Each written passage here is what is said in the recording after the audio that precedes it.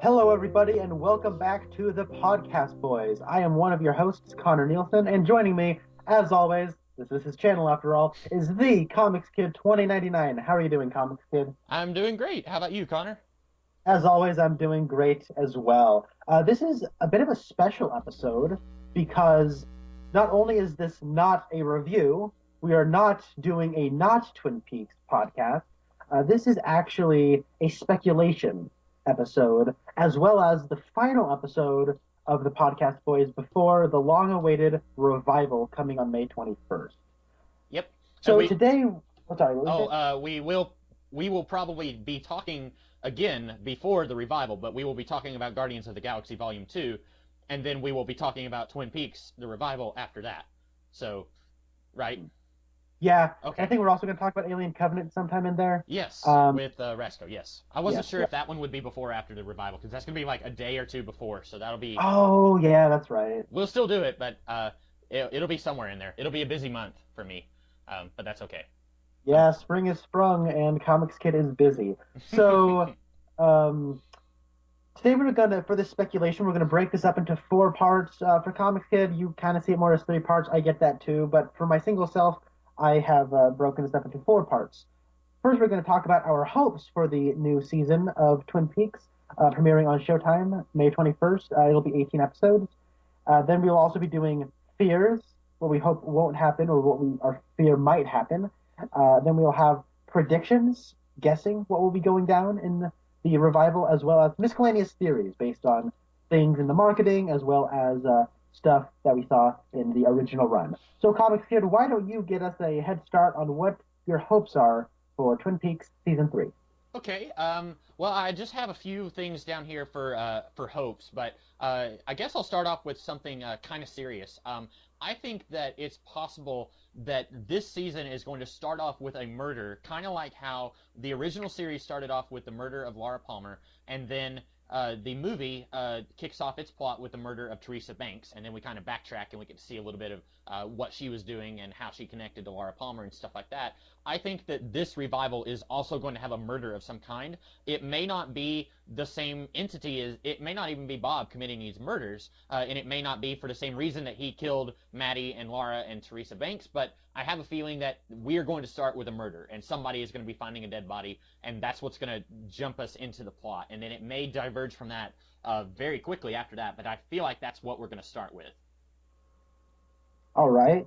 That is a good. That's actually under my predictions as well. Oh, I, cool. I listed that out under predictions. I'll get more into that because that'll tie more to a tangential theory. But Mhm. I agree.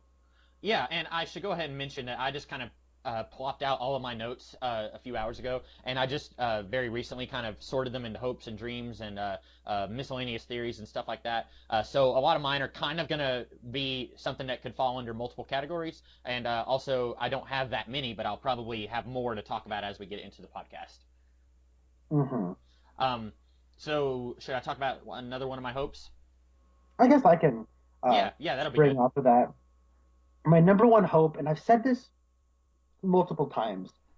I hope this is the end. I hope we have a definitive ending. I want a definitive ending. I haven't watched the X Files, but I know that it's 10 seasons, and that didn't have any resolution. And And then they it brought took it. 30 years off of my life.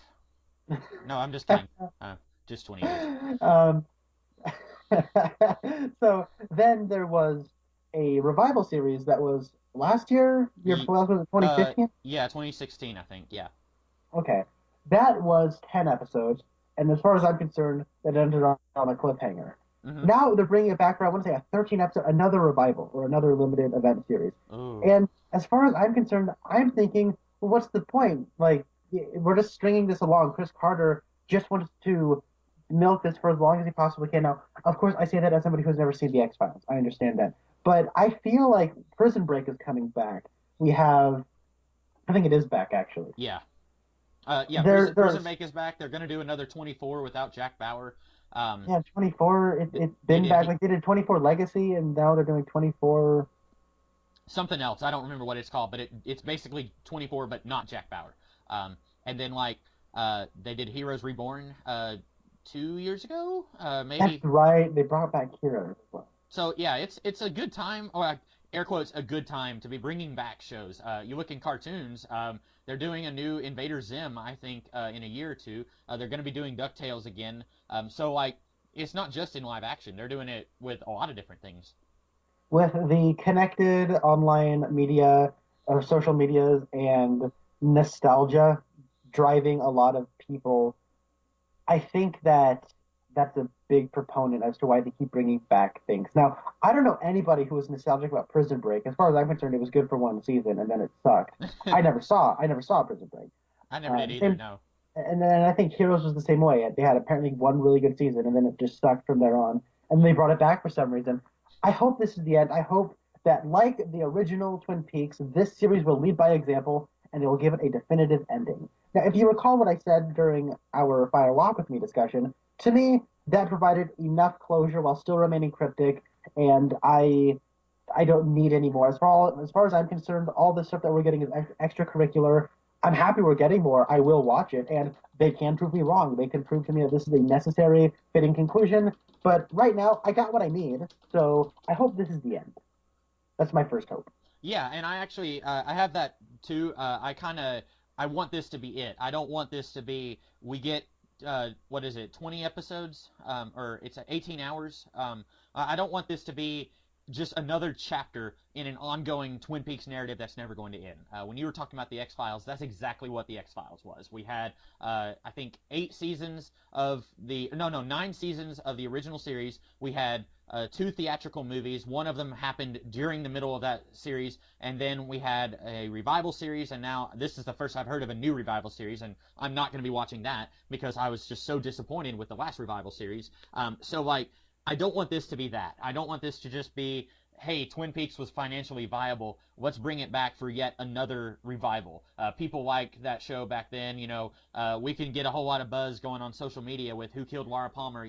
Like I'm so glad that Twin Peaks happened in the early '90s when we didn't have like this is gonna sound hypocritical, but like you have things like when a new series episode, debuts a new episode, and then like the AV Club will talk about that episode, and they generate buzz, and I enjoy that. Whenever there's a series that I enjoy, I love going online and looking at what other people are saying, and I enjoy enjoying a show with other people who also enjoy it. People will do that now with like Game of Thrones. They will make an event of it every week.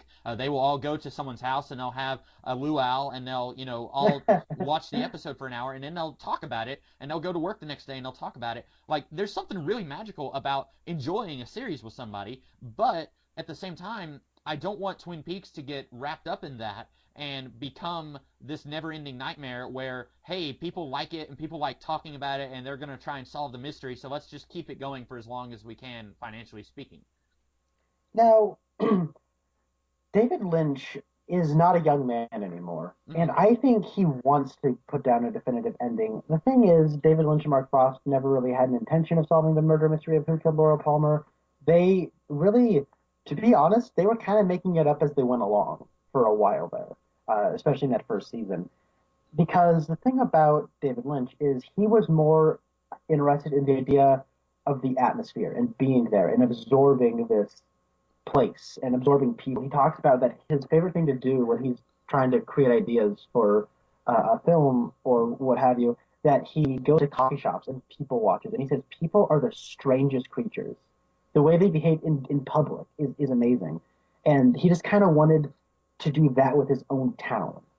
So that being said, apparently David Lynch really doesn't like closure or wrapping things up. However, he understands the necessity of doing that, and that's kind of one of the reasons he wanted to do a TV show, is because you could do it forever, how long you wanted to. Of course, he found out that there's a thing called cancellation, and he kind of had to. Well, not really. It ended on a cliffhanger.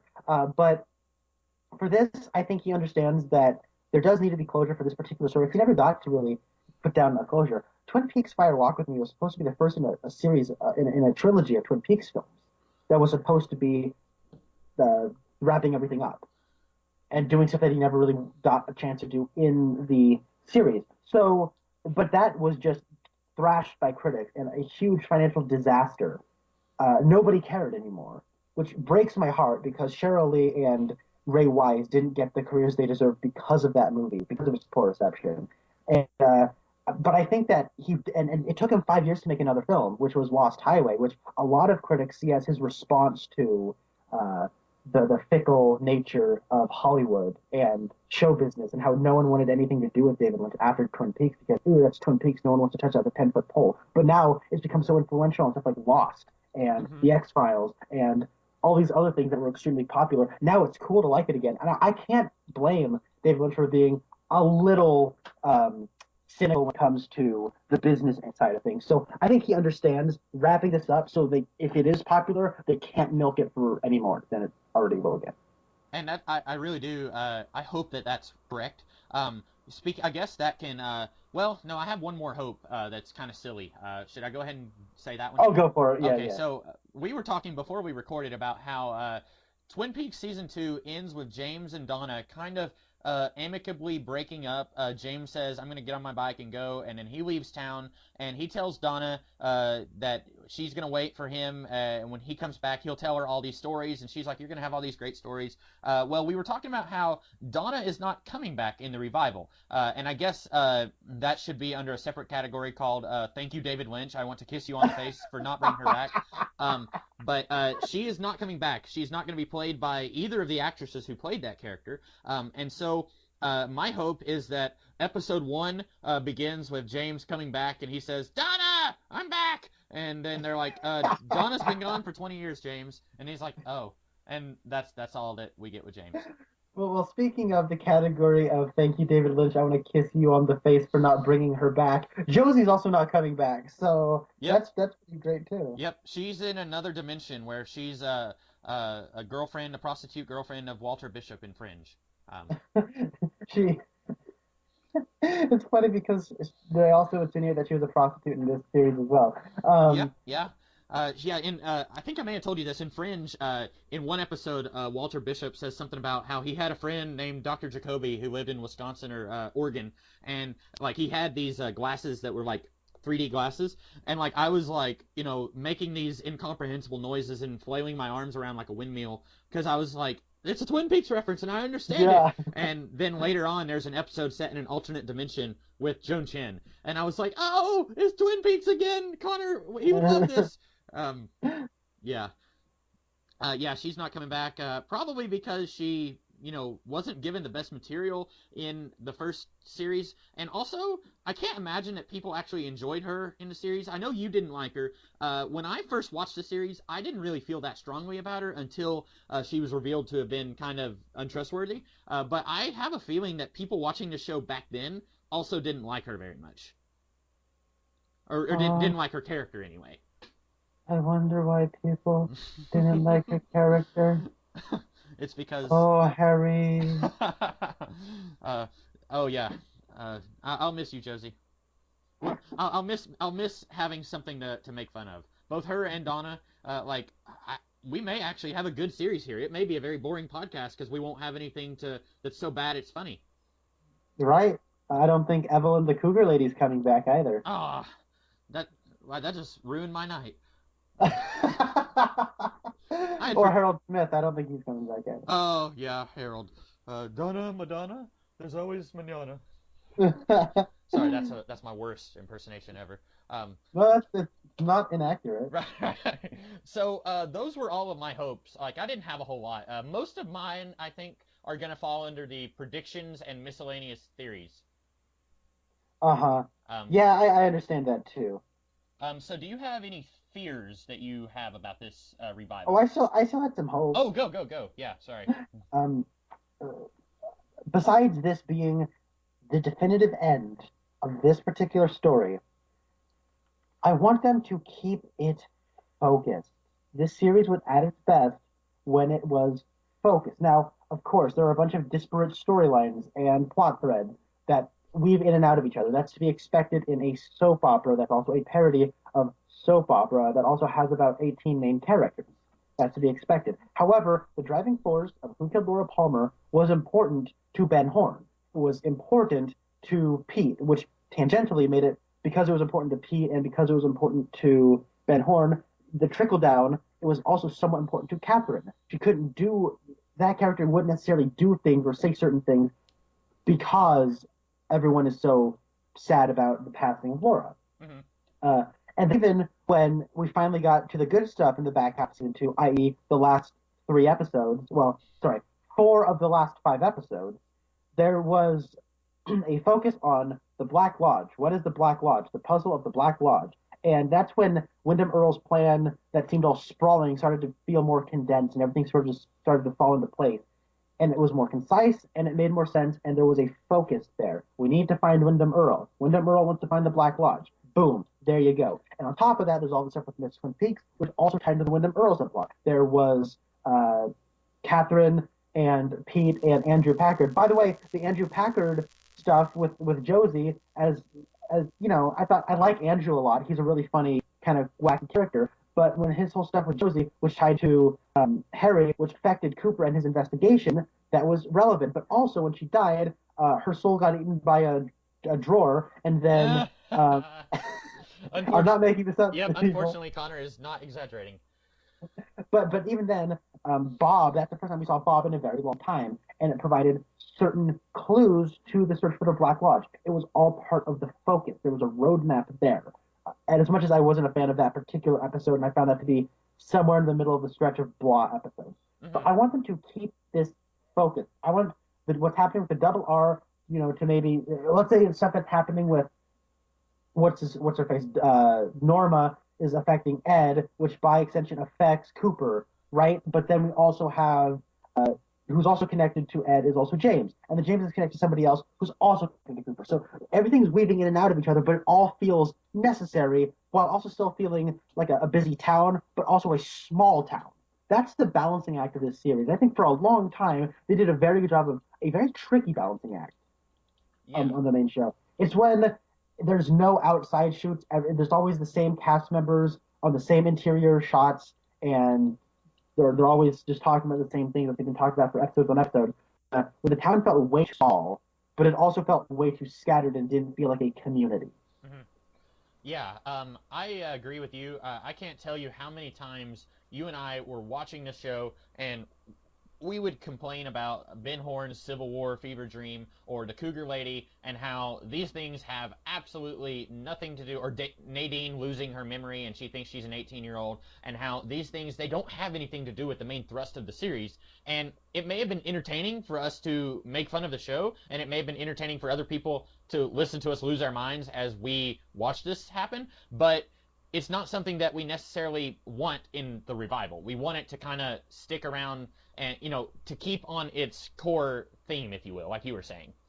Mm-hmm. Now, I have this listed as a hope. That doesn't mean I fear it won't be focused. That's just cheating. My last, well, okay, one of my last hopes is I want them to keep the supernatural elements cryptic. Okay.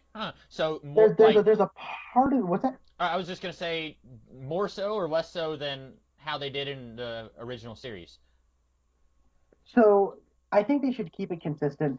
This might sound weird, but I think that the stuff in the final episode where they're in the Black Lodge and all this crazy stuff's going down, people are gonna get confused by this. I think it might be a little too explicit. Mm-hmm. I think they might have played their hand just a little too much. Where I feel like certain things about the mythology of the Red Room and the Black Lodge and the residents who live there, things felt too copy and paste. Oh, not sorry. That's the wrong phrase. I'm sorry. It doesn't feel too copy and paste. It feels too explicit. There isn't much to decipher. Now, I do think there is stuff to decipher, of course. This isn't like they're saying, now, when the bellhop says coffee, coffee, coffee, coffee, coffee, sets the coffee down by Dale Cooper picks up the cup and then looks, and then when we cut back to that same camera angle, the bellhop has been replaced by the giant sits down, and then he says, one and the same.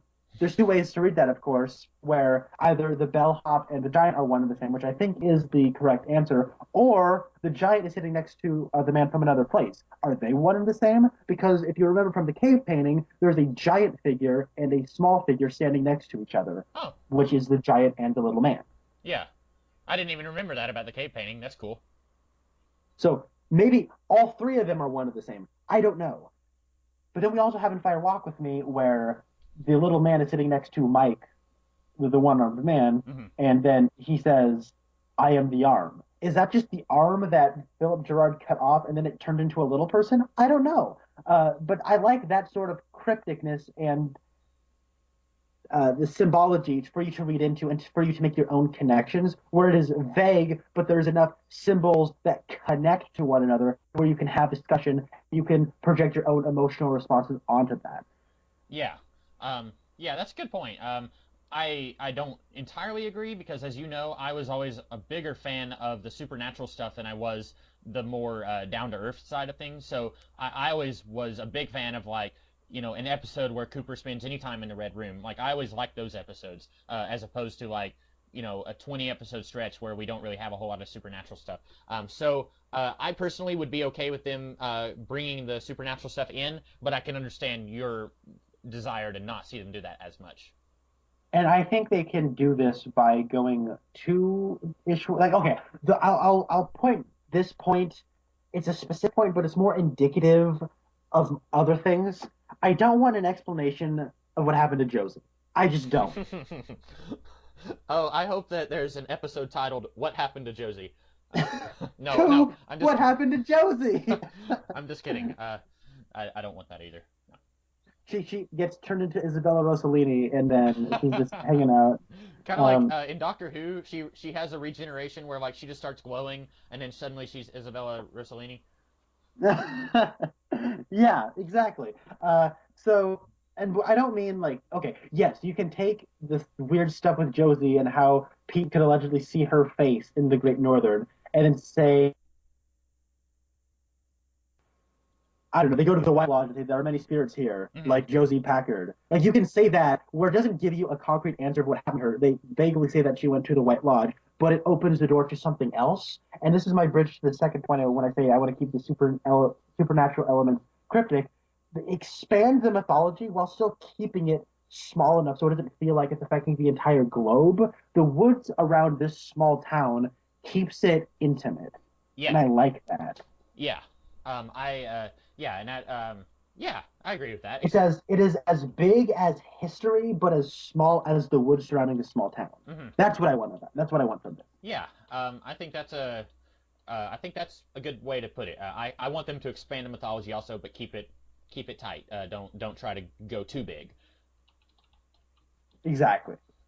Um, So, what are some of your fears? okay, well, I guess that's a good segue then, because you made me think of this. You remember in season two when that girl tried to seduce Harry and then strangle him, and then she went to the African embassy, and we were both thinking like, that's weird. Why would she go to the African embassy? And then that yeah. that never shows up again in the series. And in our pitch for what we would have done for a potential season three, respectively, what we each would have done, I brought back the African embassy thing, and it was against my better judgment because, on the one hand, I thought that that needed to be resolved instead of just left hanging. But on the other hand, like you, I don't want this to be a global thing. I don't want the entire world to be involved and brought in. I want this to stay in Twin Peaks and, go to the woods, like you said, and that's a gateway to the supernatural. But don't go. I don't even know if I want them to go past like Dearborn or that little town, the Bizarro World version of Twin Peaks. I don't even want them to go there. Like just stay in Twin Peaks. And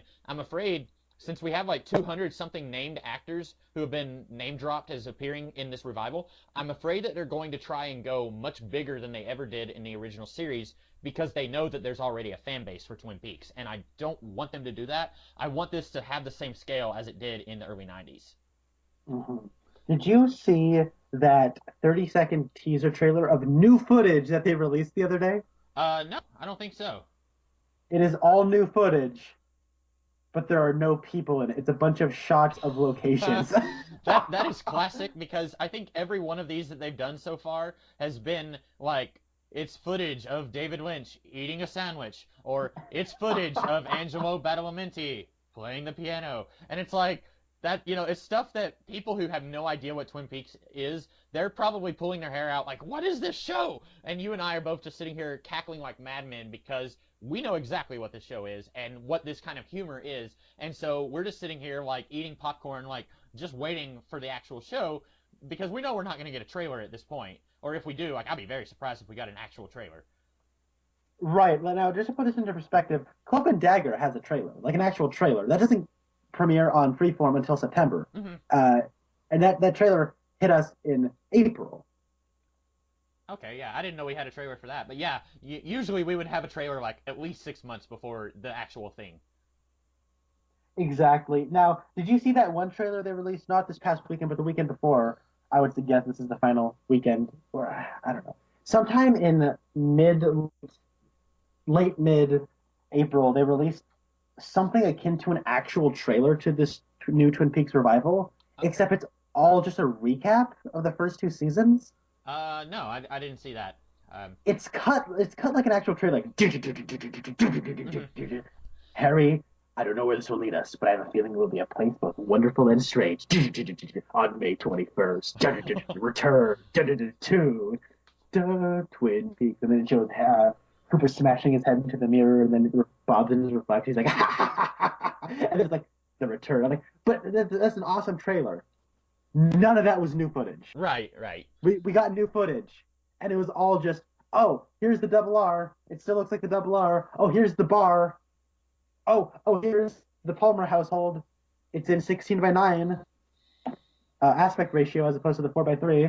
It's in HD. It looks like it's shot on digital as opposed to film, Mhm. which I don't really care. That's cool. So I think that's interesting. Yeah, and that's probably for someone who has never seen the original Twin Peaks. That's probably one of the most confusing trailers ever. Because I remember it was sometime before you and I started watching the show and talking about it, but it was after I had finished watching it on my own, and I watched this like 7 minute like supercut of just some of the events of season two, and just trying to condense season two down into 7 minutes, like it made absolutely no sense at all. And I remember just Mm, thinking like this is complete like mind screwery. Like I didn't know anything that was going on, and I'd already watched the season, and like trying to condense like two seasons and a movie. Well, they probably didn't use any footage from the movie, but like trying to condense all of that into a trailer and getting someone to understand this is something that existed before, and now we're doing a new version of it. Like that's probably like I don't even know if that would be successful for somebody who's never watched Twin Peaks. exactly. That's actually going to tie into one of my fears, as a matter of Oh, fact. okay. I think this show will not catch on, Oh, yeah. and I fear that Showtime is going to pull this title from its schedule prematurely. Oh, you think so? They will. Okay. I fear that there's a possibility they won't air every single episode, and you'll be able to finish watching Twin Peaks when you buy the Blu-ray. Yeah. That's a fear I have. At first, I was thinking that sounds like that. I don't know if they'll actually do that, but then I was thinking, well, yeah, that sounds like something that could happen. Like I can think of all too many shows where they didn't air every episode on TV, and you had to buy the DVD to figure out what was gonna happen next. Like Firefly, they aired 11 of 14 episodes. So now that you say it, I can kind of see them doing that. And I think it goes back to how this show when it first aired, like it was a brand new species. Like it was nothing like anything on TV that had ever aired before. And now we live in a very different world than we did in the early 90s. And so I think that if they're doing it episode by episode, like that's going to be very frustrating for people who aren't used to David Lynch and the world of Twin Peaks. And that could backfire on them. I agree. Now, I also don't think this. We were joking about it, but I don't think this is a well-marketed event. No, it's not because like for us, it's great because it's like it's Exactly. That's the hilarious to problem. see David Lynch eating a sandwich, and it's like and I don't like watching trailers. I if it's something that I'm interested in watching, I try to avoid the trailers. Like here lately, when I've been going to the theater, like I'll have my hands covering my ears, and I'll be humming to myself for 5 minutes straight because they will have a Spider-Man Homecoming trailer, and then immediately after that, a Guardians of the Galaxy 2 trailer. And I don't want to see the trailers for those movies because I feel like trailers often ruin significant portions of the movie. Like when I went to see Days of Future Past, there were huge parts of that movie that I was like, oh, okay, well I know what's going to happen next because I saw this one thing happen in a trailer and stuff like that. So I try to just avoid the trailers, and I find that I enjoy the movie a lot more when I do that. So for me, it doesn't affect me not having the trailer because I'm going to be watching the revival no matter what. But for somebody who's never watched the show, even if they know that it's on Netflix, they may not want to commit to watching 30 hours on Netflix. So, this may be something that it's not going to catch their attention because they still don't know anything about the show. Correct. Like right now, we talked about him a little bit earlier. He'll be joining us for that Alien Covenant discussion. Rasco, Hmm. friend of ours, he was one of our fellow contestants on Who Reviews the Reviewer season 4 on Geek Solution. He hasn't seen a single frame of Twin Peaks. Hmm. He doesn't care. He hasn't seen a David Lynch film. I can't believe he of all people hasn't seen it. He loves horror films. He likes surrealism. He likes, as he calls them, trance-inducing films, and he likes Nicholas Refn. And I'm thinking, dude, you haven't. You of all people would this was made for you. Hmm. And he's rejected. He owns Eraserhead on Amazon. He's like, I'm waiting for the right time to watch it. I'll get around. Dude, it's Eraserhead. You will love this movie. Now, he has a Hulu account, and he sees the advertisements for Twin Peaks, and he says it's weird. I don't know what they're trying to sell me, so I don't feel compelled to watch it. Yeah, that's unfortunate because I don't blame him. That's precisely my thing. Now, while Twin Peaks has a very vocal and devoted cult following, it's not that big. Hmm. uh, and this is, I guess I'll get into this miscellaneous theories. I don't think Showtime likes this. I think they don't like what they're making, what David Lynch and Mark Frost made. Hmm. Now, does that mean I think it's bad? No. I think this is going to be great.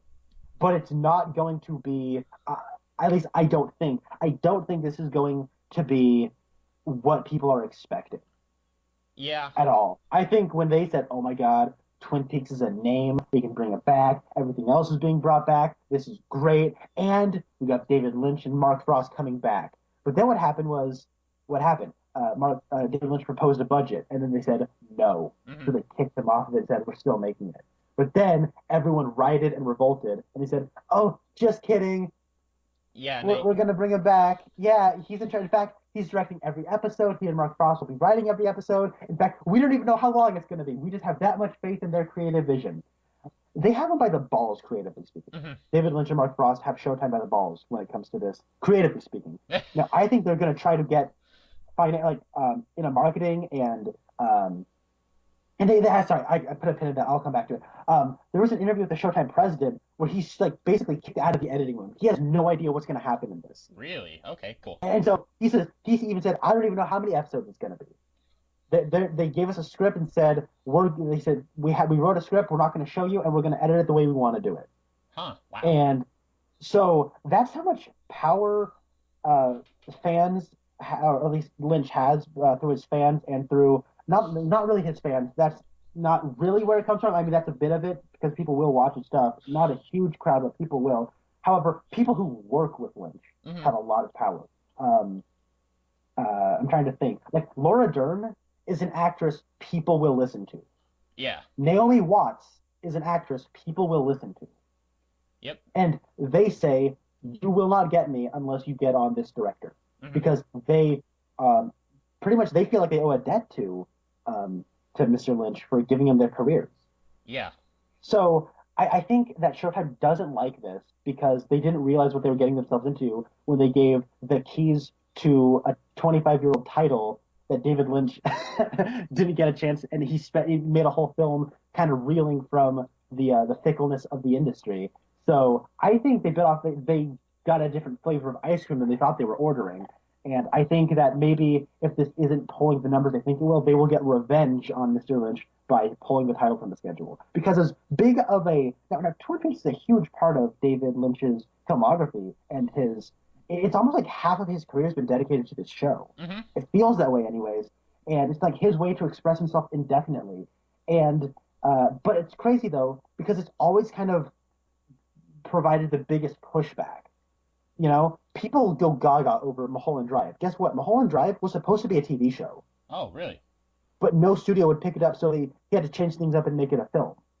He gets nominated for Best Director. He finds Naomi Watts, who's a huge star, who's continued to be a huge star, and his film like Lost Highway and Inland Empire, like they have this clout to them.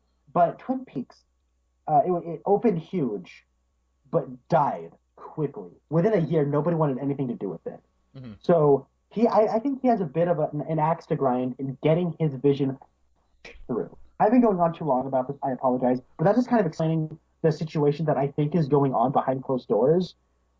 Because I don't see a lot of very good marketing. I think the posters, the two that we have, are like amateur Photoshop posters. Hmm. So yeah. Yeah. And I mean, that's a fair fear to have. Like, it's valid. So something that I kind of fear, and I feel like you may have something to say about this. So I'm afraid that this is going to feel very tonally inconsistent with what we had before. And another way that I worded it was, I'm afraid that David Lynch is no longer going to feel like David Lynch. You think about, like, I'm a big X-Men fan, and some of my favorite X-Men stories came from Chris Claremont on the X-Men from 1975 to 1991. That's 16 years that he spent on those characters just on that one book. And then, like, he wrote like half of the New Mutants in the 80s. So, like, he spent a lot of time on these characters and this world, and then he was gone for pretty much all of the 90s. He came back in the late 90s, and it wasn't very good. People did not like what he was doing, and he was pretty much on and off on the X-Men throughout the 2000s, and most of what he did in the 2000s wasn't very good. He did Extreme X-Men, it wasn't very good. He did X-Men The End, which wasn't very good. And this was a guy who pretty much turned the X-Men into a franchise that nobody cared about, into the sales juggernaut that it is today. And I am afraid that that's going to happen here, where David Lynch has spent so much time away from this world and away from these characters. He's going to come back, and maybe this has something to do with kind of what you were talking about how he doesn't want any of the people above him to interfere with what he's doing. Editorial can be a good thing, and it can be a bad thing.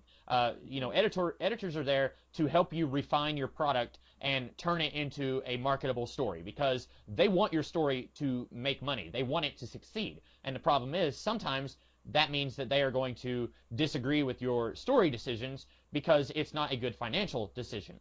But it's possible that David Lynch having full creative control may not be a good thing. I compared this to Chris Claremont on the X-Men. Another thing you could compare it to would be George Lucas on Star Wars, where, like, everyone always considers George Lucas to be the Star Wars guy, but you look at the original trilogy and he wasn't nearly as involved as a lot of people think. There was, like, Richard Marquand, there was Leigh Brackett, there was I can't remember everyone who helped write scripts and directed those movies. Like, there was a whole bunch Yeah. of people other than George Lucas. And then when the prequels came around, he asked some of his friends to direct them, and they all said no. So then he directed all of the prequels, and he wrote all of the scripts, and they weren't very good. I'm afraid that we're going to get something kind of like that with David Lynch. Now, the reason I think you will have something to say about this is because you are more familiar with his career than I am. I've basically watched Twin Peaks, Eraserhead, and Dune. That's all that I've seen. I haven't watched Mulholland Drive. I haven't watched Blue Velvet. I haven't watched any of these other things that he's done. So I don't know how David Lynchian he remains. Maybe he is still just right on point as far as, like, his themes that he likes to explore, or maybe he's going to be just doing something totally different that's going to feel really weird and jarring compared to the previous seasons. That is something that I actually have listed under predictions. Okay. I'm not quite done with fears yet, but no, I get where you're coming from. Where creative control, it's a double-edged sword, and I understand that fear. That is an entirely valid fear to have. Mm-hmm. I have faith that um, Lynch is a Ridley Scott type, Oh yeah. because when Ridley Scott has creative control, like, entirely, it's usually great. His film Kingdom of Heaven got really bad reviews because the studio chopped it down from like a 3 hour film to like an hour and a half long, Mm-hmm. Wow. and he got really angry. So they actually released the director's cut, which is a film about the Crusades, and apparently the director's cut is actually a great film, and like actual film critics have gone back and reassessed their opinions based on that director's cut. Mm-hmm. But that theatrical cut was bad, allegedly. I've not seen either version, and when you hear, and the thing about Ridley Scott is, I like him as a director, but he is not one to admit fault very easily. Okay.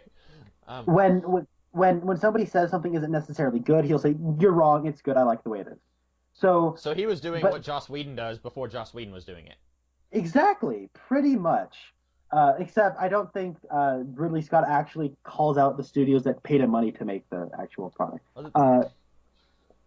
That's a zing on Yeah, yeah. on Mr. Austin.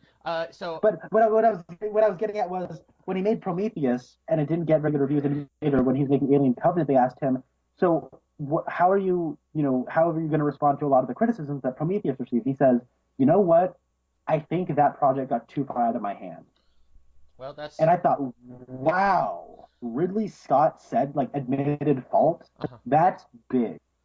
Yeah. So when he's making Alien Covenant, he wants full creative control over that. When he made Alien, he had full control of that. It was great. When he made Blade Runner, when he made the final cut, that's basically what he would have made if he had full creative control. And it's a great film. It's a 9 out of 10 in my eyes. Mhm. So I don't know. What were you gonna say? I just want to know who to blame for Prometheus. I've seen that movie one time and I bought it. I have it. I bought it for $1. I still haven't watched it since it was in theaters, but I own it and I'm afraid to go back to it. But I just want to know who to blame for that so that I can write their name down in a book.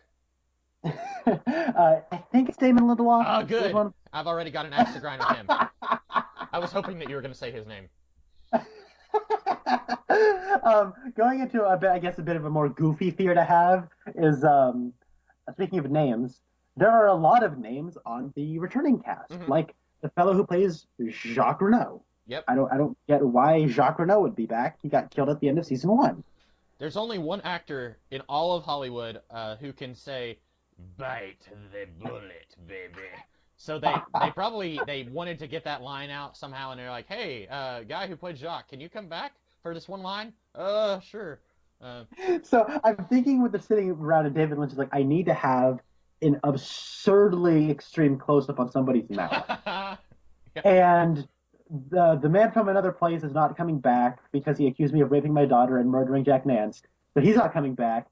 So we can't have a close up of him eating creamed corn. But we can get the guy who plays Jacques Renault to say, "Bite the bullet, baby." I did not know that about the man. So Michael J. Anderson had a feud with David Lynch. Yeah, apparently he's like not well in the head. Apparently he has some form of mental illness, and he said that David Lynch raped his daughter and then made a show about it. Oh wow. And he said that he murdered his friend Jack Nance Huh. and stuff like that because Jack Nance died, I think, of a heart attack or like an automobile accident or something to that effect. And Michael J. Anderson blamed uh, David Lynch for that. Huh. That's So weird. also I'm cool with him not coming back because one of the last things he says in the final episode is next time you see me, it won't be me. Oh, So okay. Yeah. That I think that's cool. and in Fire Walk with Me, we had a whole bunch of weird creatures in that room bargaining with each other. So we don't necessarily have to have the same demons or ghosts or wizards like in this show doing stuff. It could be. Well, it probably wouldn't be Mrs. Tremont. I don't think that actress is still alive anymore, but it could be something like that, where it's like a brand new entity. I think most of the spiritual creatures in Twin Peaks are now dead. So, we'll have an entirely new pantheon that can show up, and we won't necessarily know that this person is a ghost or a denizen of the Red Room or whatever, which will be kind of cool. Well, that would be cool. But you know who is coming back? The Giant. Oh, okay. I wasn't sure if he was And still alive or not. yeah, he's on the list. Even though like some people who are dead are still on that list. Catherine E. Coulson died. I guess they shot her scenes as the log lady before she died. Miguel Ferrer shot the whole thing before he died. He of course played Albert Rosenfield, one of the best characters on the show. Hmm. So maybe the fellow who played the Giant died after filming, but he's on that cast list. But if the theory that the little man and the Giant are one and the same, then I guess we can have the little man as the Giant. I don't know. Yeah. Either way, my point is looking at that big list of names, I'm worried that we will have those cutesy, oh, remember this character references. Yeah. With I'm a little worried that they might do that because I don't know where they'll sway. If David Lynch will get all nostalgic and reminiscent, oh, I want to show that person. People will like to see that character again because I like to see that character again. Yeah, and I have something that's kind of sort of like that, but it's also kind of sort of in the it's half fear and half I have a neutral thought about it. So I'll talk about that one a little bit later. But yeah, I have something that's kind of similar to that too. Hmm. That's really all my big fears. I don't want really any cutesy, oh, the gang's all here Right. moments. Yeah, I had one more fear. It's a joke fear. I fear that they are gonna pull a fast one on us, and they're gonna bring Josie back. And even though she's not credited as coming back, but either she or Donna is gonna pop up at one point. Like it'll be in one of the last episodes. Like we'll just have like a low shot that's like focus on like the floor, and we see these feet walk in, and it's like, hey, wait a minute, I recognize those feet, and then it pans up, and it's Donna, and it's like, hey, what does a girl have to do to get some cigarettes around here? And then we're both like, no, they're you, David Lynch, why? And then she starts screaming at Lara's grave, and then people are walking by saying like, why is she screaming at that grave that's been there for 25 years? Why is she screaming at that grave? So yeah, I fear they're going to do something like that. Like they're going to try and pull a big surprise on us. Like this character's coming back, but we didn't list them in the cast credits whenever we first announced the cast a couple years ago. So I'm afraid they're going to do something like that. I am perfectly fine with all the characters who are coming back. Really, the only person that I would like to see come back who's not is Michael Ontkean.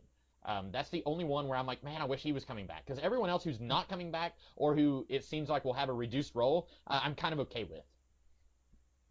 I agree because that's actually a really good segue into the predictions category. Because I predict that one or a few characters who aren't listed to return will at least make a cameo appearance. Yeah. I think Michael Ontkean is still going to be playing Truman, and he'll be retired and like I don't know, living in Wyndham Earl's cabin or something. Mm-hmm. And then Cooper will come to visit him one time. He'll be like, "Put her down, go," something to that effect. So I think that if Donna comes back, it'll be Moira Kelly, and that would be awesome because Moira Kelly is like 50 times way better than Laura Flynn Boyle. Mm-hmm. But I do think that there will be some people who show their faces.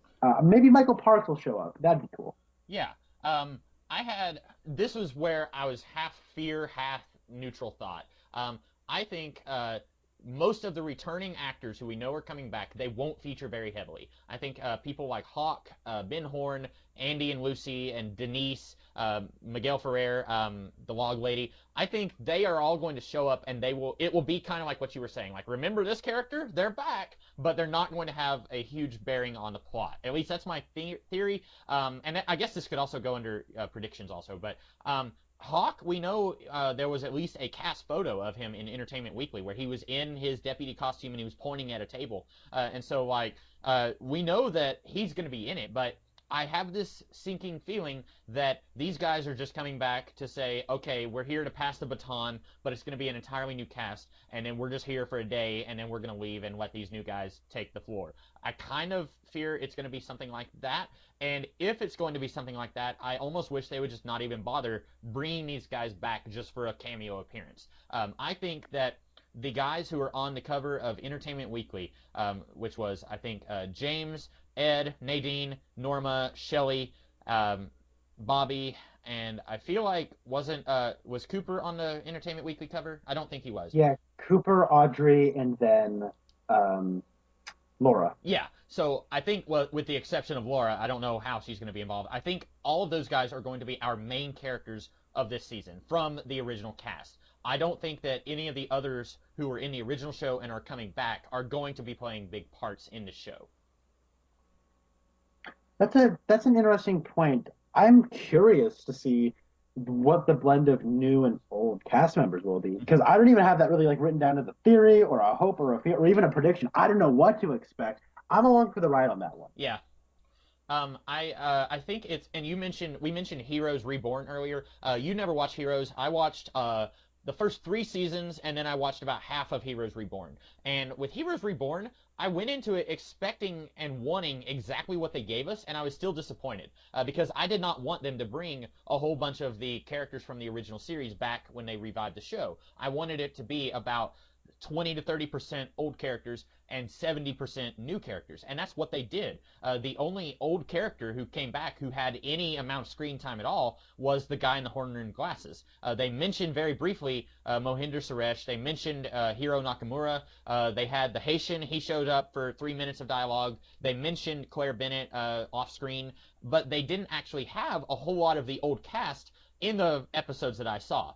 It was mostly new characters, but the problem was I didn't care.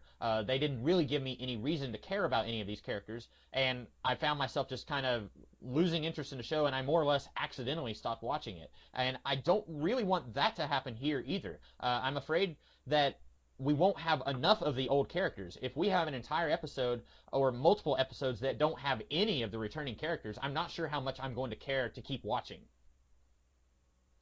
That's a good valid point. Because if you don't keep watching, then I don't know what I'll do if Right. I'm going to talk about this I'll show. just come in The and po- listen to you talk about it, and I'll be eating potato chips, and I'll be like, oh, okay, interesting. And then you'll say something like you'll say that Donna came back and Jacques Renault said "bite the bullet, baby," and then I'll be like, okay, I have to watch now. it'll be like a Hank and Harry sort of thing. I'll say, "Comics kid. He used to be a bookhouse boy. He was the best of us." Yeah, Oh, yeah, sorry. He used to be a podcast boy. He was the best of us. yeah. Um, so that was kind of a fear slash prediction theory. I don't want this to be something I'm predicting will happen. I hope this is an unfounded fear. But we'll see, I guess, whenever we get to the series. I guess going into predictions, I think a lot of the new cast, like Jane Levy, specifically, they'll see. Here's the thing: Jane Levy is in her 20s, and she's in movies that people watch, and she doesn't really play high schoolers anymore. But I think they might cast her as one of the high schoolers, or maybe somebody around the high school scene, because I think we might go back to a new class of high schoolers. Because I think that we're going to have another murder mystery. I don't think Shirley, who is in her like 50s, is going to be uh, being murdered again and say, "Oh no, look at this high schooler who was just murdered." Yeah. Um, However, I do think what we're going to do is this. I guess this falls. I won't say theory. My prediction is that this will be a very similar thing to the first Twin Peaks, kind of like what The Force Awakens did with the original Star Wars, or what Creed did to the original Rocky, where we will play with that framework that made the original so popular, but with these new characters, it kind of sort of tilts it on its head. And I think Cooper will be returning to Twin Peaks. I don't even know if he's still going to be possessed by Bob. I think he will. I don't know. That's the thing. I don't know in regards to that. But I think that my prediction is this: that we're basically going to be more or less caught in the cycle. It's going to be another cycle of somebody getting killed. Because if you remember in that last episode of Twin Peaks, we talked about this a little bit before we started recording. There's a scene in the Devil Hour between Bobby and Shelley, and then Heidi walks on in, where the dialogue is ripped right out of the very first episode. mhm. And the part of that dialogue exchange ends is when the scene sort of changes from when it was for where it was in the original pilot, where Dr. Jacoby walks on in with Sarah Palmer. They sit down with Major Garland Briggs and Bobby's mom, and they have an exchange that was not there. I think that people who aren't really aware or invested in the supernatural elements are pretty much just are being manipulated by the supernatural elements around them to be caught in a bit of a loop where they still age and whatnot, but it'll be a bit of a commentary, I think, on soap operas where we constantly have to sort of regress characters, progress them, then regress them, and just milk drama out of them and keep them in cycles to keep you watching. And they'll have been this way for 25 years. Where Shelley and Bobby, they have their honeymoon phase and then they get neglected, and then Shelley, goes off and kisses a person older than him, and then Bobby hurt. Bobby sees it, and then he says, "No, Shelley, I love you. Let's do this." But I think people like Garland Briggs, and I think Dr. Jacoby and Sarah Palmer, and the the I think that the cops who got invested in that supernatural stuff, like Harry or Hawk or something, they'll be aware of what's going on, and they'll sort of be recluses. They'll be like an old Ben Kenobi, so to speak. So uh, I am kind of throwing out these ideas because, and what got me to thinking about this was there's a part in the final episode where the man from another place is like doing something with his hands, and Cooper has a cup of coffee, and then he tilts it to where coffee should be spilling out, but it seems like time has been frozen and the coffee cannot come out. Mhm. And then he spills it again, but except it's regular density coffee just spilling out of the cup. But then he turns it again and it's like syrup or tar or something falling out of the cup, where time is now not frozen, but it's slow. And I think that the residents of the Black Lodge and the little man in particular, who I guess is the king of this realm, he can sort of control time. And since Bob resides in Twin Peaks, and I guess Twin Peaks is more of an evil place than a good place, as it would seem on first glance, that the residents of the Black Lodge are manipulating the people in the town, and they're keeping them in these cycles. The same way that I think there's a lot of cycle of violence stuff that you can derive not only from the original Twin Peaks, but also really read into when it comes to Fire Walking. Mhm. So that's my prediction of what to sort of expect from a structural level and a conceit level when approaching. I could be entirely wrong, but that's my prediction. So I had a joke like 20 minutes ago when you mentioned Jane Levy. That's an actress I've never heard of before, and I instantly my mind thought Eugene Levy, and I was thinking like, what if we open the episode and he's wrapped in plastic and Andy's over here crying, and I'm just like, that's Eugene Levy. What's he doing here? But yeah, that then I looked her up and I was like, oh, that's not Eugene Levy at all. So speaking of Heidi, the German girl who worked at the Double R, and we never saw her except for when she was coming in the first episode and the last episode, and she had like a bloody nose in Fire Walk with Me for zero point 0.5 seconds. She is coming back in the revival, and this is a hope slash prediction. I really hope that the first episode she comes in and Shelley says, "Hey, Heidi, you're late." And then she says, "Oh, yeah, I had trouble starting the car." And then Bobby says, "I thought you Germans were always on time," or something like basically we'll have that exact same scene. I really hope they do that. Like, there's wink, wink, nudge, nudge things that I don't like, and then if they do that, I will probably be able to die happy. Like, that would be so fun if they're able to do that. Just say, sometimes things change a whole lot in Twin Peaks, and sometimes things stay exactly the same. It doesn't necessarily have to have some deeper meaning. It doesn't have to be part of time and space being bent by Wyndham Earl. It could just be that this is something that happens with Heidi all the time. And if they're bringing her back, this girl has had like 5 acting credits in her life. Like, she was in Footloose, she was uncredited. She was in 2 episodes of Twin Peaks. She was in Fire Walk with Me. Then she was in 3 other things, and then she was in Twin Peaks Missing Pieces, which was a documentary, I guess, from a few years ago. And then No, it's deleted scenes from Fire Walk with Me. 90 minutes of deleted scenes. Okay, so that probably explains what she was doing in Fire Walk with Me. I haven't seen Missing Pieces. And then she's going to be in the Twin Peaks revival. So she's barely been in anything. She's actually got some credits as a costume designer, which I did not know that. But like, that's cool. Yeah, so if they're bringing her back, like this girl who has been in very, very little stuff in the last 25 years or 30 years, really, then I suspect they're going to be playing on that joke that they did with her being late all the time in the series. And I think that would be funny. That would be funny. Let's see. Do you have any other miscellaneous theories? I've got several, but I don't want to hog the moment, if you will. No, my big miscellaneous theories are the big tangent I went on with Showtime not liking this, what they got themselves into. Oh, okay. I have, and they'll have like a power struggle with David Lynch. Yeah, which let's hope not. We'll see. I have another one here. It's not a big one, but I think I talked about this to you at one point, but I don't think we were recording when I mentioned this. I want James, Bobby, and Shelley and Audrey to all kind of be friends with each other. And this comes down to, we kind of determined that all of these guys were in the same graduating class. Like, we know that James and Audrey and Donna, they were all in the same graduating class. And Bobby and Mike, they were in the same class as them. And then we figured out that Shelley is probably the same age as them because Bobby mentioned something about her dropping out of school.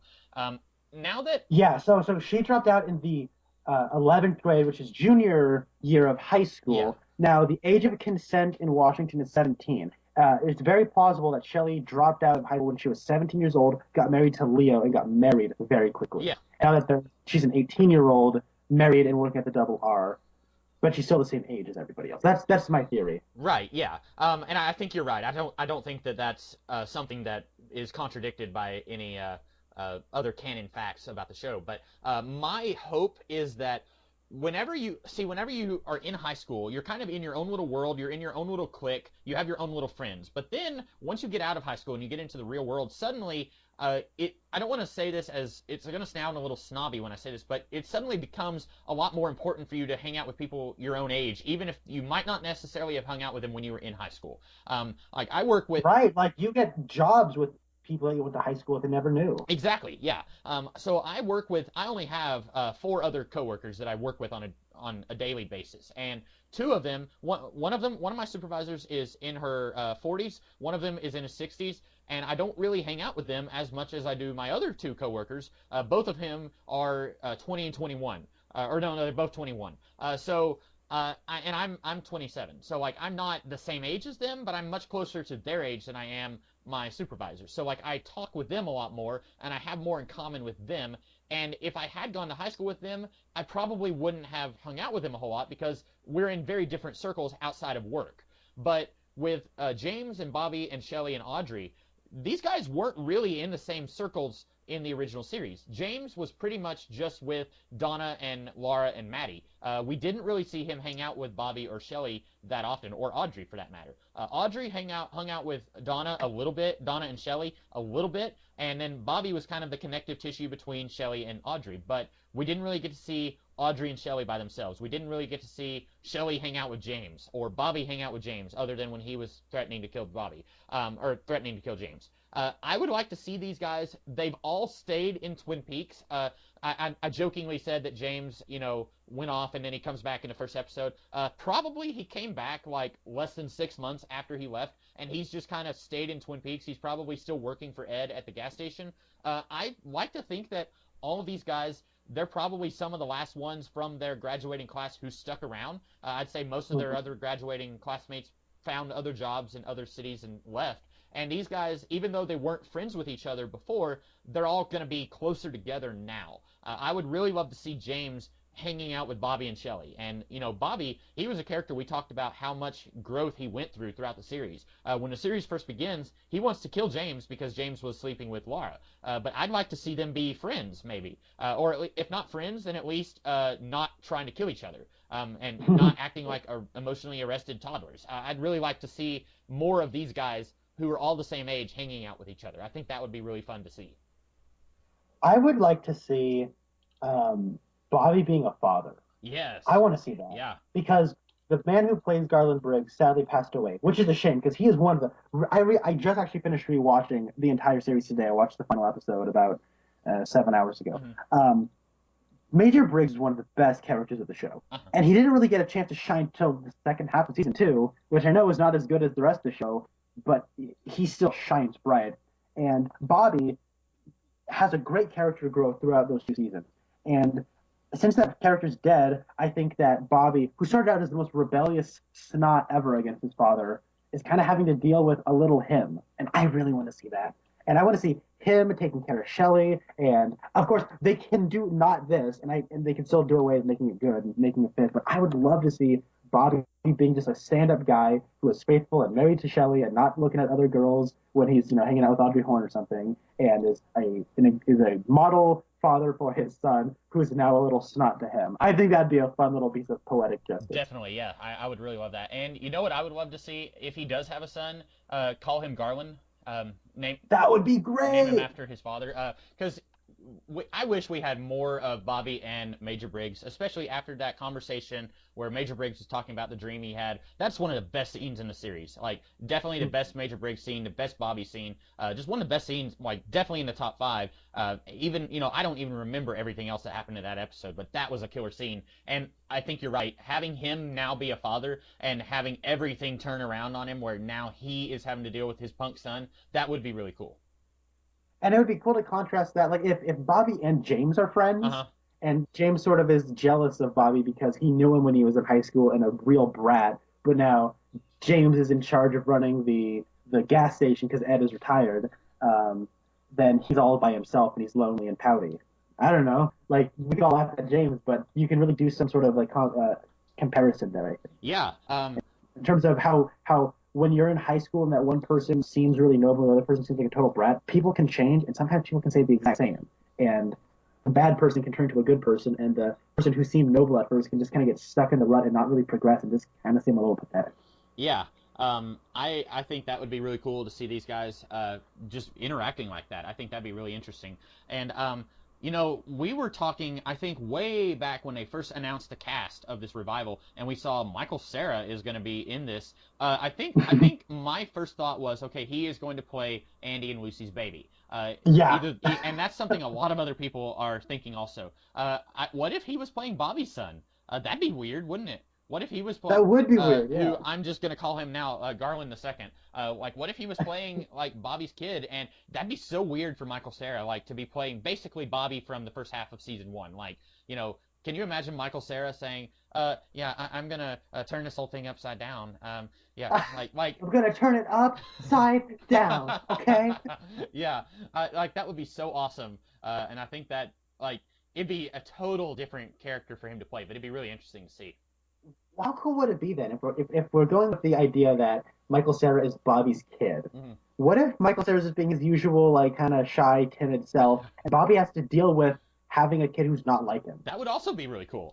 That Having you can do anything with Bobby, and it'd be great because it's Bobby, and he turned out to be a fantastic character. it'd be great if Bobby and Shelly had a kid and he ends up being like a normal, productive member of society. And I mean, like nothing against Shelly, but she wasn't. It's weird. She didn't do anything outright bad. I mean, she had a gun and she was kind of premeditating murder on Leo, but understandably, she was being beaten by Leo. So like neither one of them were actually people you would think who would have a kid who ends up being like in the honor roll or something like that. And that would be really interesting to see too. Yeah.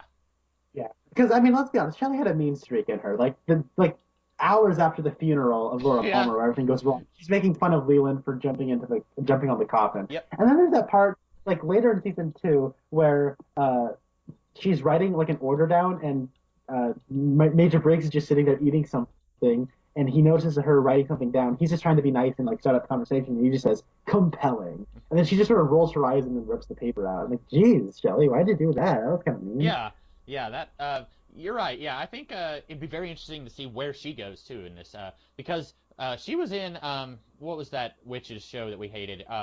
Oh, the Witches of East End. Yeah, like I mean, like we were both talking about how she's aged remarkably well. Like she does not look gross at all, but at the same time, she looks so much different than she did in 1990. Like she looked incredibly young in Twin Peaks. Like she was like 6 years old, and now she's like in her 30s or something. But and she's in this new Riverdale show. Like she looks like a different human being, but at the same time, like she doesn't look very like she doesn't look incredibly older. If that makes any sense.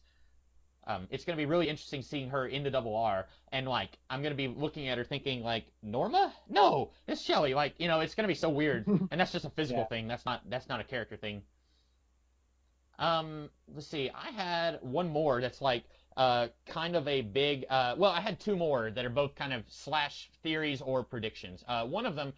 So we see Nadine, Ed, and Norma are all on the cover of Entertainment Weekly, and they've all kind of got their arms around each other.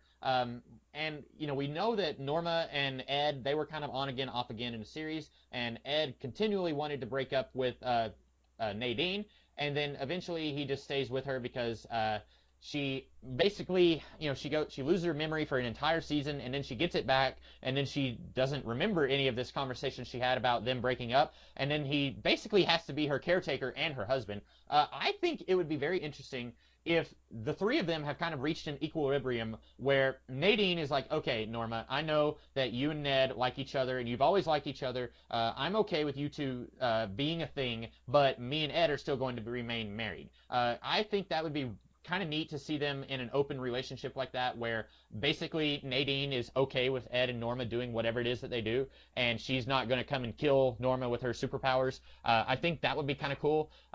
It reminds me a little bit of King Arthur. I'm a big King Arthur fan, and in some versions of the King Arthur story, Arthur is fully aware that Guinevere and Lancelot are having their affair, but he chooses not to say anything about it because he loves them both. And he only really takes action when other people start to point it out and publicly reveal the affair. I think it'd be kind of neat if basically, maybe everyone in Twin Peaks knows that Nadine and Ed and Norma are all kind of, they have their thing going on, and like if they do a thing that I thought they were going to do where a new FBI agent comes to town to investigate something, and maybe it'll be the opposite of Cooper. Where Cooper came in and immediately he said, how long have you been in love with Norma? Maybe this new agent comes on and he's just completely oblivious to everything, and everyone else in Twin Peaks knows that Ed and Norma are a thing, even though Ed is married to Nadine, and maybe this new agent will try to hit on Norma, and everyone will be like, no, no, don't do that. I think that'd be kind of fun to play around with.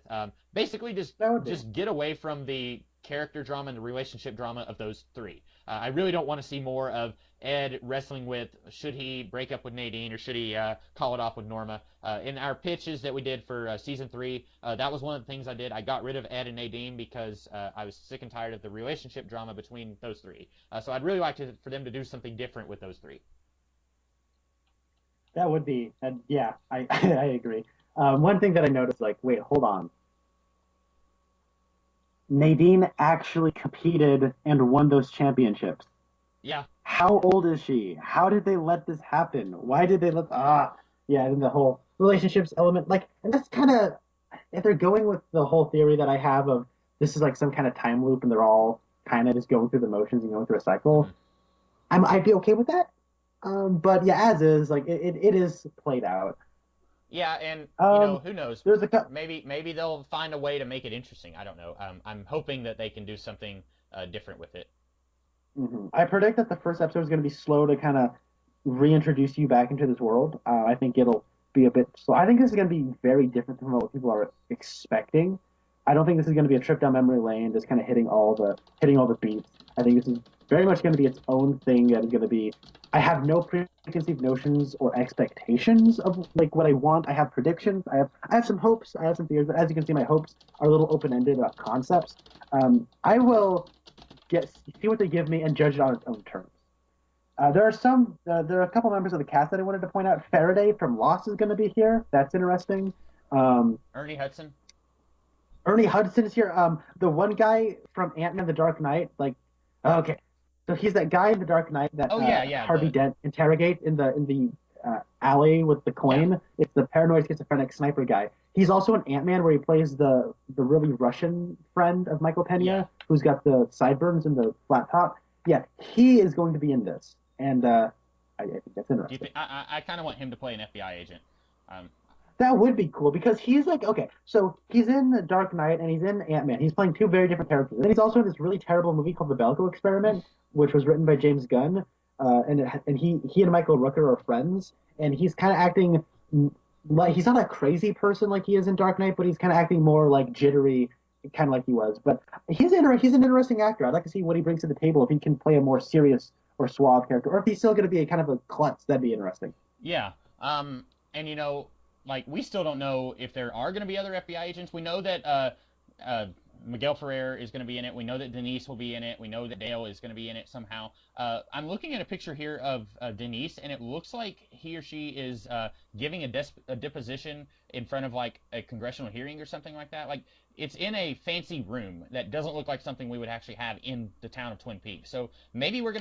we're gonna have some scenes in Washington, and maybe that's where some of these big name actors are going to be. Like maybe Faraday from Lost is going to be a Fed, or Ernie Hudson is going to be the new director of the FBI, maybe, and Gordon Cole was retired. I don't know, but like Mm, maybe that's where a lot of this, because a lot of these guys, like I just can't imagine this many people suddenly living in Twin Peaks, and I really don't want them to venture outside of the city of Twin Peaks much more than what they did in the show.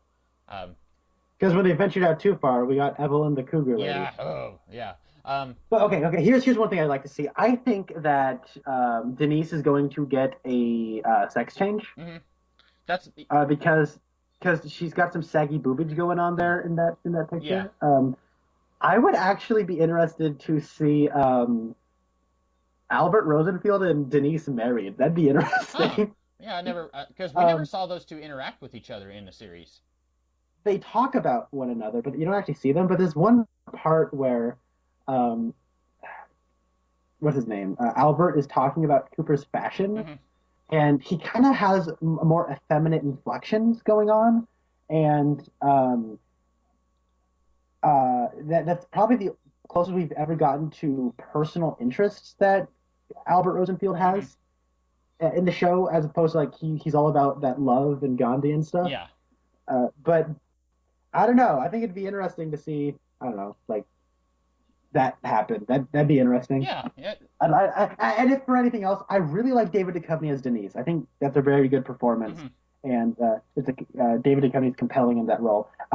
If we could just see those two playing off each other, that'd be cool. Even that would be What, cool. I just want to see them like an together. entire episode that's just them on a manhunt and has like, I know I just said I don't want them to venture out of Twin Peaks, but what if they did like I'm trying to think of a show that I can use as a frame of reference. So in Heroes, like you had like the most of the entire season was set in the present day, but then they did one episode that was a flashback to like 6 months before the events of the first episode, and then they did one episode that was like entirely set in the future.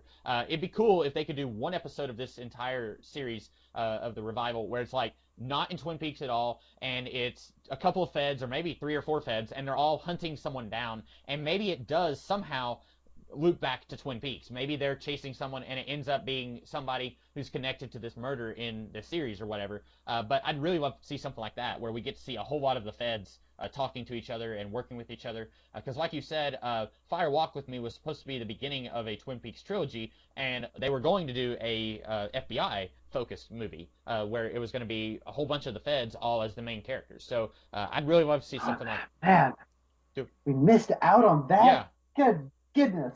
Oh, yeah, I know.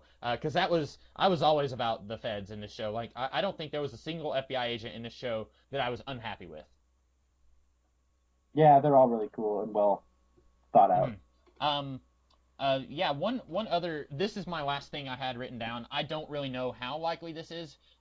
Twin Peaks, happened like 26 years ago, something like that. And a lot of the celebrities who are going to be in the show now are people who probably grew up hearing about it or they grew up being fans of it. And so they're wanting in on this revival, even if it means they're not going to have a big part. I've heard rumors that a lot of celebrities were just about ready to kill to be on the Muppet Show, even if it meant that they didn't get to do a whole lot, like, or in one of the Muppet movies. Like, Tully Savalas has like Oh a wow. 2 minute cameo in the Muppet movie, and like Oh, that's he's awesome. I've never seen the Muppet movie, but I love yeah, Tully. he's in it, and I mean he's not in it much, but it's like they love the Muppets so much, and it's just like I just want to be part of it somehow, even if it's not a big role. I feel like some of that is going to be what we're going to have going on here with some of these new names. Like maybe Faraday is just going to be some guy in the diner, and he just gets up and says, "That's some good pie," and then walks out. Like, what if some of these names are not big characters? Like, Toad was a guy who was throughout the entire series, but I don't think he had a single line of dialogue. What if Ernie Hudson is something like that? Like he plays chess with Cooper at the police station every day, but like he doesn't actually talk or something like that. Like I feel like we're gonna have some of that going on with some of these new characters. That would be interesting. Yeah, I can see that happening. Yeah, and Can see and I that. think that would be a good way to use some of these characters because with 200 something names, that's a lot of names. And I mean, like you said, we really want this to be focused. We don't want this to be so scattershot. And if this was like a 5 season show, 200 something names wouldn't be that big of a deal. You think about Lost, you had like 20 something main characters, but then with all of the flashbacks and flash forwards and going to the island and then going to another island and leaving the island to go back to the island, all of that stuff, there was a lot of characters in that show, even if they weren't all on the island. With this only being like less than 20 hours of television, 200 something names sounds like a whole lot of people. So I'm not necessarily sure if this is going to be something where all these names are going to have a big part in the show. That is that's a good theory, or a good prediction to have. Right. And that's the last thing I had written down. I didn't have a whole lot of notes, but what about you? Do you have any other final thoughts or theories or predictions? I don't. I am excited though. Yeah, I think I'm tentatively excited. I'm not really sure what to expect because, like we said, we don't really know what we're getting here. But I think that it's going to be a very interesting television experience. I agree. So with that being said, Connor and I are, like I said earlier, we're not going to be talking about Twin Peaks again until the revival comes out. But we are going to be talking about Guardians of the Galaxy Volume 2, and then me, Connor, and our mutual friend Rasco will be joining together to talk about Alien Covenant, probably before we talk about before we talk about Twin Peaks again. I have a feeling that we're going to do that. It may even be after the first episode has come out, but before we record on it, maybe. I'm not really sure if we're going to want to, how soon after each episode airs that we will want to talk about them. It may be like 3 or 4 days after an episode airs that we'll get around to recording. But Yeah, we'll kind of maybe. figure out our schedule once they start airing, depending on what night it airs. Because I work on certain days, and some days I wouldn't be able to watch it, but I'd probably be able to watch it on Mondays or Fridays, something like that. But we will be talking to you guys in just a week, I'd say, roughly a week, to talk about Guardians of the Galaxy Volume 2. In the meantime, I am the Comics Kid 2099, And I am Connor Nielsen. and we will see you guys later. Have a good one.